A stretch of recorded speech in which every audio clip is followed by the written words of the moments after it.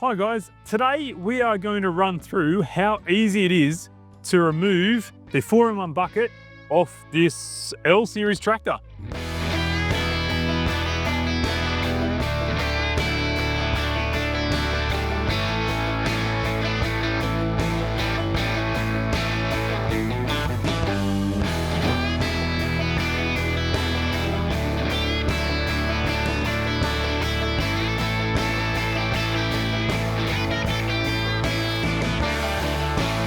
All of our L series tractors come standard with the universal skid steer hitch on the front. So any brand in the market that runs a skid steer hitch attachment is going to fit on the front of this machine. So we're just going to quickly run through how to take the 4-in-1 bucket off, how to depressurize these hydraulic lines, so it's very easy to connect it back up once you take it off. First of all, we're just going to start the tractor up and then show you how easy it is.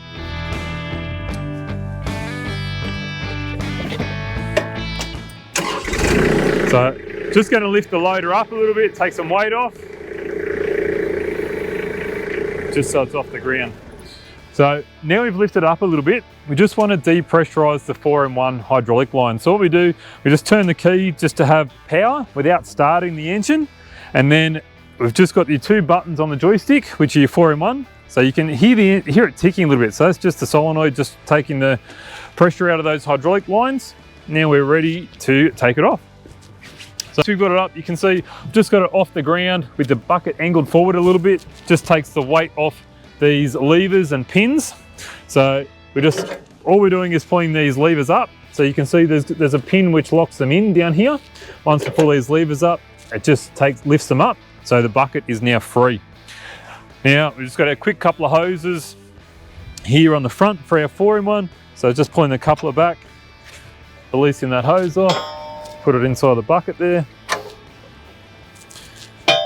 And now we're ready to lower the loader down and reverse away.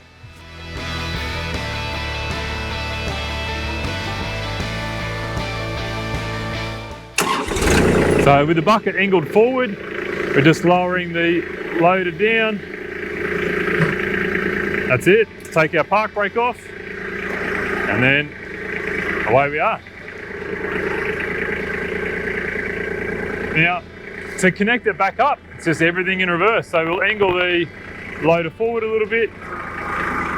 Just driving up in here, we'll make sure we line it up, get it in the right position. That's it. And now we just do everything back in reverse the other way. So we've curled the bucket, we'll curl the bucket up the other way a little bit. I said, so we're just pushing these levers down. What you really need to check when you're locking this back in is to make sure that this pin goes in behind this gap so the bucket isn't going to shake and fall off if you're going through some rough ground. Now, I'll just put these hoses back on. So quick coupler, just holding that back, pushing that in to lock it in. And then the opposite, so this one we're just pulling the collar back on the top, locking it back in, that's it. Now we've got the bucket back on. We can start it off, start it, tractor back up, and off to work we go. Alright guys, so one of the other questions that we get asked, usually in a handover, but most people don't do it, but it is actually physically taking the loader arms off the tractor to reduce your length, make it more maneuverable. So it is still a fairly straightforward process. There's just a little bit of procedure involved with it, but let's run through actually how to take the loader off completely and show you how easy it still is to do this process. So first of all, we've just got to start the tractor up, just to lift the loader up to lower the stabilizing legs on the front.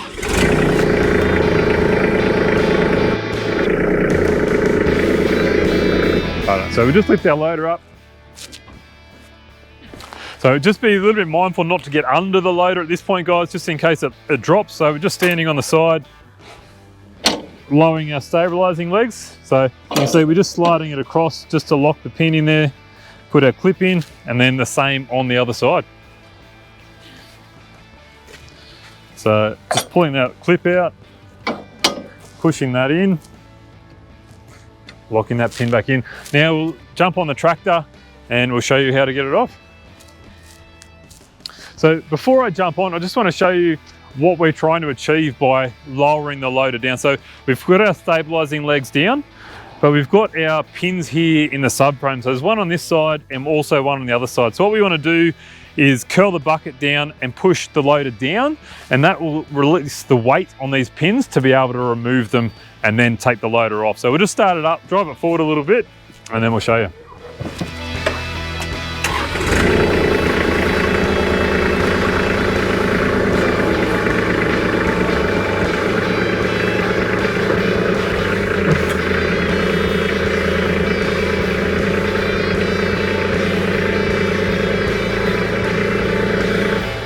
So now we've pushed the bucket down at the front. So I've pushed the bucket down at the front so we're not pushing extra weight down on these stabilizing legs. So once we've done that, we'll get these pins out. So just a bracket there to go on the side.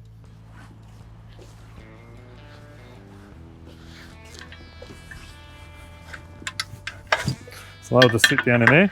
Now all we got to do is start the tractor up again, and as we curl the bucket up,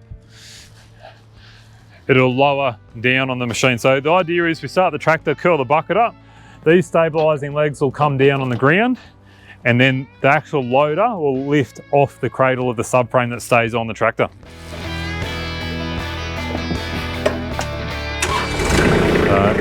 Let's take our brake off so it's just in neutral.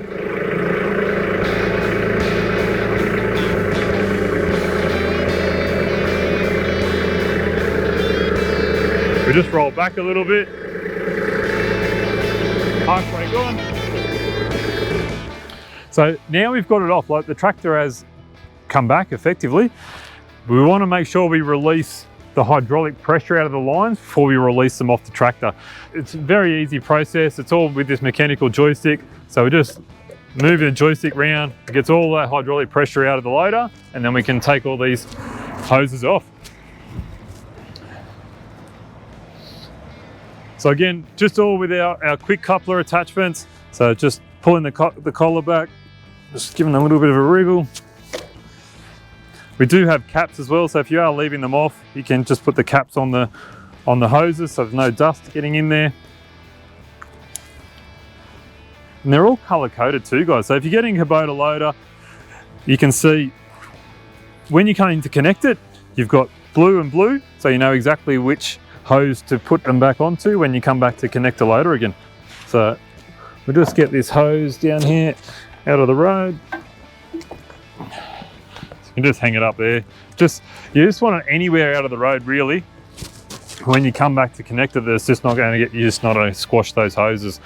If you do have a third function which runs the 4-in-1 bucket on the front, there's just 2 more hoses down here on the bottom. So just a quick couplers again. So we'll just remove these hoses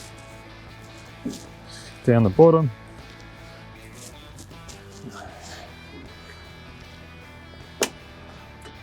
Again, I just didn't take the pressure out, guys. So just key for ignition, just to power, and then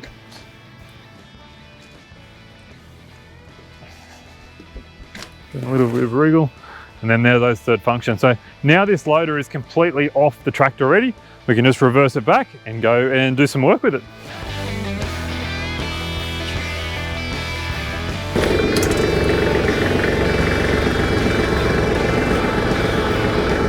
As you can see, guys, we have reduced the length of the tractor quite dramatically by removing the loader. So it is a straightforward process. Don't be afraid. The only trick is when you come in to connect this back on, take it off on level ground. If you're on uneven ground, it will make this very hard to line back up to the subframes on the tractor. So the more level ground that you're on, it's going to be much easier to connect all these pins back up. So you're not going to be cursing and swearing and trying to wriggle that around. So don't be scared to do it. If you're unsure, it might take a couple of times to get it right the first time, but it is an easy process. Just remember, both stabilizing legs down, the loader will stand up for you without any issues. Just going to come back again, guys.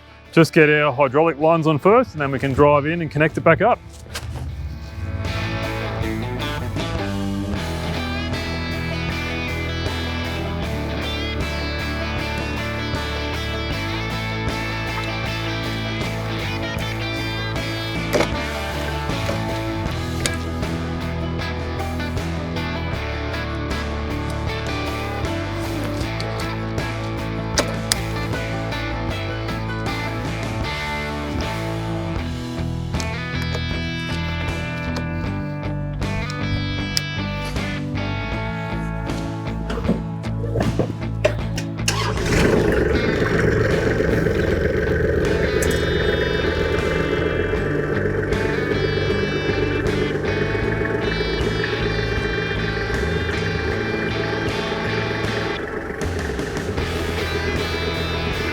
Alright, so we're just curling the bucket forward. Put our park brake on. And we should be able to line these pins back up. Almost, might just need a little bit extra weight on that one. So we can get this one in.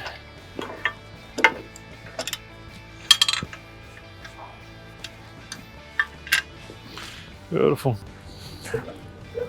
That's it. So now we're just lifting the loader up. And we can lift our stabilising legs back up and ready to work. Just pull the pins out, lock these stabilising arms up.